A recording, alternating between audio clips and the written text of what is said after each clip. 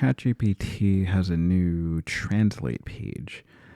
I'm honestly not sure why, because you can translate within ChatGPT now. If you just give it something that you want to translate and say, translate this to whatever language, it does it actually really well.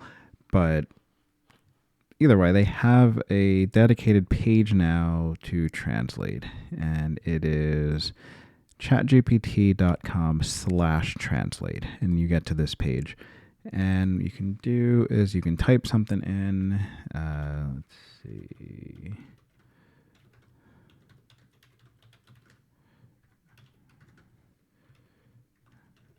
Type something in, and then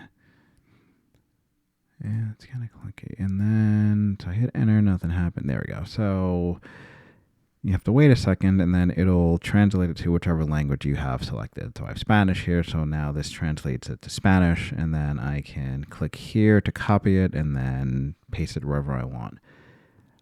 There are a couple of buttons down here to change it somehow. So this is make it sound more fluent. Make it more business formal, etc. If I click one of these, it actually opens ChatGPT, which is weird to me, but let's click this one. It's like, now this is ChatGPT. This is logged in ChatGPT 5.2, and it actually just puts in the prompt, translate this and to Spanish, and then tone fluent. It's kind of my point a second ago. It's just like, you can just put in a one-line, pretty simple prompt, and it translates really well.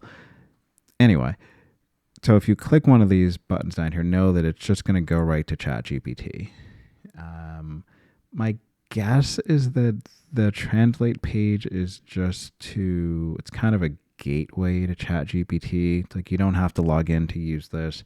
You can get a feature, and then again, if you click one of the things on here, you just automatically go into ChatGPT, and then it's like, oh, I'm ready here. Let me stay for a while.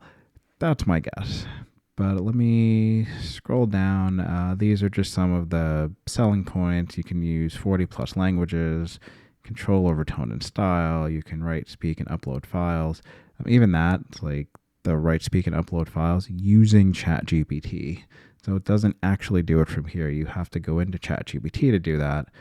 How it works and who it's built for, etc. This really all, again, things within ChatGPT. And this, you can like upload this file, or upload a screenshot, or upload a menu.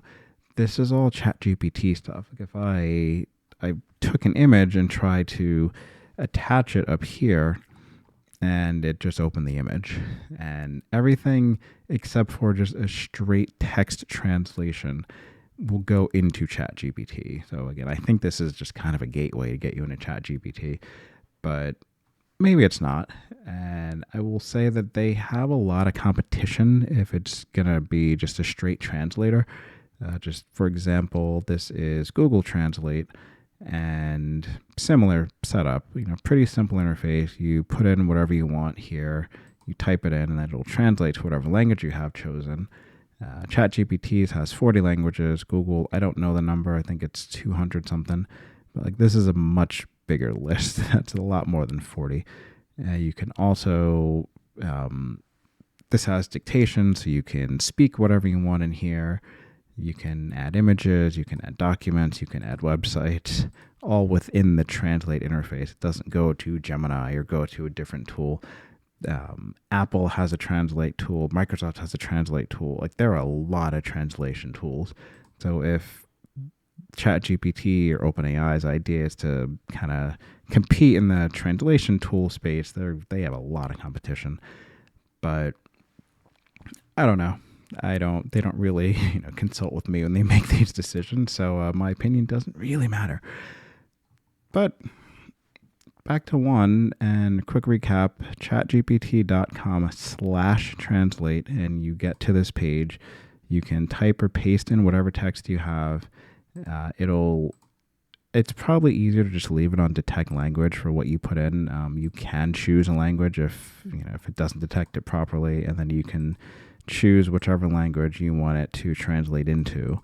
And then if you do anything else, like if you click one of these buttons, if you want to do an image, if you want to do like a tone change or anything, you have to actually go into ChatGPT.